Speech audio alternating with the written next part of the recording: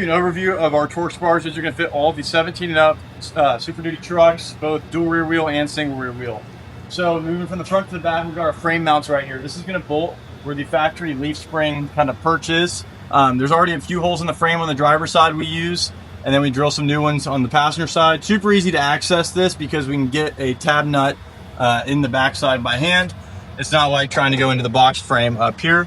At our mount, we're going to have our urethane bushings both sides of the mount, and then our bolt comes through this way. This allows the bar to freely articulate this direction and spin on this bolt here. And then we've got the bushings so the bar doesn't shock load during acceleration or braking. Our bars themselves, we've got adjustment right here in the front bolt, and then we've got adjustment with the end plates as well. So this is going to work from 0 inches of lift up to 6 inches of lift. And then we can show you how our rear axle plates install at the back of the truck here as well. We call this our under OE bottom plate mount because all we do is take off the U-bolt nuts and then install our axle plate underneath the OE bottom plate.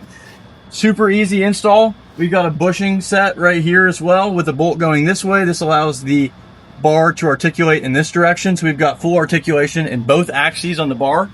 That ensures that this doesn't limit articulation of the truck.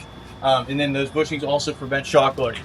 So our bushing set here allows for max articulation, no shock loading, and the end result is the fully functional traction bar that corrects axle wrap, but doesn't limit other functions of the truck.